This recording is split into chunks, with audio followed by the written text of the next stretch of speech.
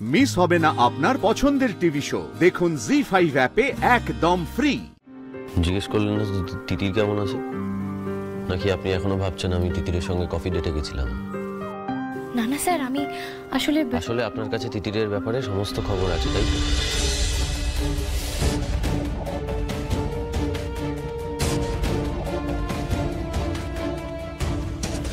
আর দেখ তিতির, একটা জিনিস তোকে বুঝতে হবে, হ্যাঁ আমরা হতে পারি বন্ধু, কিন্তু আমাদের দুটো জীবন আলাদা তিতির, আমাদের দুজনের পথও আলাদা। আর তুই তো জানিস আমি আনন্দের দায়িত্ব নিয়েছি, আমি সেখান থেকে কখনো সরে আসতে পারবো না। আদিদেব লাহিড়ী কখনো কমিটমেন্ট ফেল করে না, তুই জানিস এগুলো খুব ভালো করে। আপনি নিজের মুখে আজকে এই কথাটা তিতির ম্যাডামের সামনে বললেন স্যার? আস্তে আস্তে তিতির, আস্তে আস্তে, সাবধানে সাবধানে তিতির, আস্তে আস্তে আস্তে। ওঠ। কেন এসেছিস আদি? কি বলতে এসেছিস? এইসব বলতে এসেছিস? কমিটমেন্ট? যদি তাই হতো তাহলে এত কিছু প্ল্যান করার পরে বিয়েটা ক্যান্সেল করলি কেন বল? তিতির সিচুয়েশন তুইও অবুঝ ছিলি, বোঝ একটু। কি বুঝবো আদি? তুই বুঝেছিস? এতগুলো লোক থেকে সবার সামনে তুই আমাকে অপমান করেছিস, আমার মুখে চুনকালি লাগিয়ে দিয়েছিস। কি ভেবেছিস? কি ভেবেছিলি তুই? তিতির তো খুব স্ট্রং, সব ভুলে যাবে, কাল আবার সবটা আগের মতো হয়ে যাবে। তিতির বিয়ের জন্য প্রেশারাইজটা তুই করেছিলি। বাহ বাহ, গ্রেট। এখন সব দোষ তিতিরের, তাই তো? কাম ডাউন, কাম ডাউন। তুই তিতির এখন রেস্টে, আমরা কেন আদি? কেন করলি এরকম? কেন করলি বল? একটা বারও আমার কথা ভাবলি না? আমার ফ্যামিলি, আমার সোসাইটি। তিতির তিতির তুই রেস্টে, আমরা পরে। চুপ, একদম চুপ চুপ।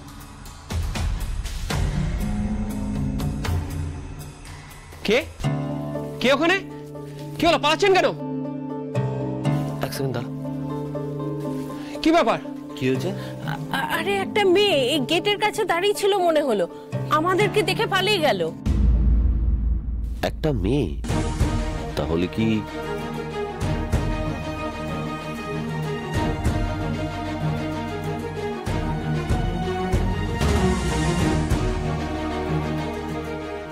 তবু ভালো আদি, খবরটা পেয়ে অ্যাটলিস্ট এসেছো।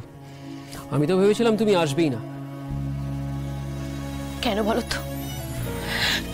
তোমরা ওকে কেন ডাকলে? কেন খবর দিলে? আমি তো বারণ করেছিলাম, আমি তো চেষ্টা করছিলাম নিজের মতো করে বাঁচার। তখন কেউ এসেছিল বলো? তিতির এই কদিন কথাবার্তা, খাওয়া দাওয়া সমস্ত বন্ধ রেখে একটা ঘরে ঘুমড়ে থেকেছে, পাগলের মতো দিন কাটিয়েছে। আর যার জন্যে এই সমস্ত ঘটনা, সেই তুমি ওর একটা খোঁজ পর্যন্ত নিলে না। আঙ্কেল, আমি কিন্তু ওকে বহুবার ফোন করেছিলাম, ফোনটা রিং হয়ে হয়ে কেটে গেছিল। তারপর বেশ কিছুদিন পর ফোনটা সুইচ অফ বলা শুরু করলো। বাড়িতেও তো আসতে পারতে আদি, অবশ্য কোন মুখেই বা আসবে? দেখুন, দোষারোপের খেলা চালিয়ে গেলে কারুরই খুব একটা লাভ হবে বলে মনে হয় না। তিতির আমার বন্ধু, বন্ধু হিসেবে ওর প্রতি যা কর্তব্য সেটা আমি এখনো চালিয়ে যাব। আর এর থেকে বেশি কিছু এক্সপেক্ট করলে সত্যি আমি হেল্পলেস। তিতির, 24 ঘন্টা পর আমি তোর খোঁজ নেব, এখন তুই রেস্ট নে।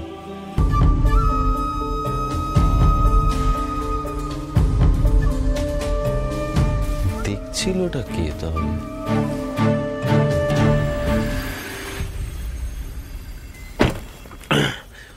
তিতির এখন অনেকটাই স্টেবল আছে, কিন্তু দাও ডাক্তার হিসেবে কি আমার বাড়ি চলে যাওয়াটা ঠিক? ওদিকে আবার বাড়িতেও তো। চলুন দাদা, আমার হয়ে গেছে। আনন্দী, আনন্দী, কি হচ্ছে দেখি? একদিকে তিতির এরকম করছে, আনন্দী এদিকে বাড়াবাড়ি শুরু করেছে, যাচ্ছে তাই। মানে কি হচ্ছে আমি কিছু বুঝতেই পারছি না।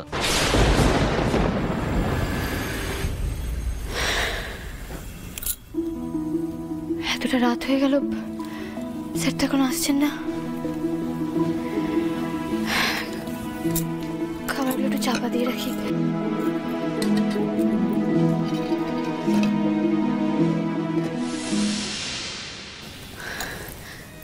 9টা বাজে। স্যার কি না, কাজগুলো করে রাখি। একজন মেয়ে হিসেবে বিয়ের আসরে যেটা হয়েছে সেটা সত্যি মেনে নেওয়া যায় না। কিন্তু ম্যাডাম, আপনি সত্যিই ফুলটুসি। আপনি একবারও ভেবে দেখলেন না, একবারও বুঝলেন না যে স্যারের বিয়ে হয়ে গেছে? আপনি তো এখনো বুঝলেন না। তাই এইভাবে কেউ সুইসাইড করে? আর রইল বাকি স্যারের কথা। ওনাকে আমি যতদূর জানি উনি তো এই ঘটনার জন্য নিজেকেই এখন দায়ী বলে মনে করছেন, কিন্তু স্যারকে কে বোঝাবে যে উনি এর জন্য দায়ী নন? কি মুশকিল বলো দেখি, এতটা রাত হয়ে গেল। মানুষটা কি তাহলে আজকে মেডিনিস্টেই থেকে যাবে নাকি?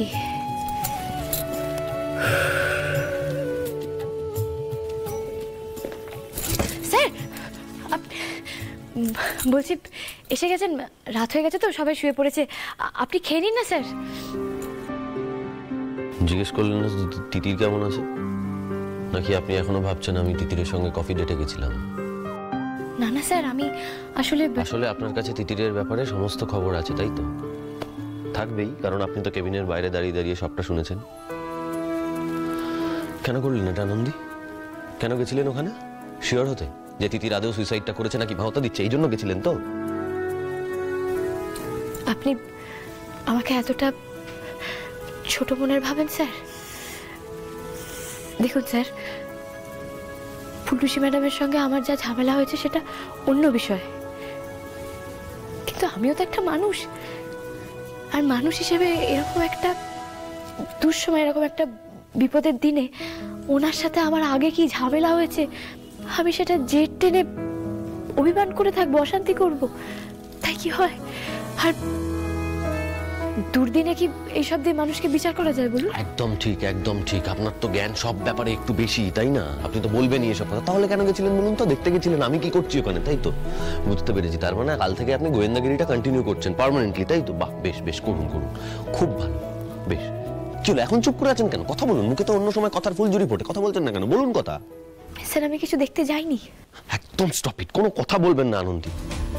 আমি না আজকাল আমার বুঝতে অসুবিধা হয়, কোন আনন্দীটা আসল আনন্দী বলুন তো?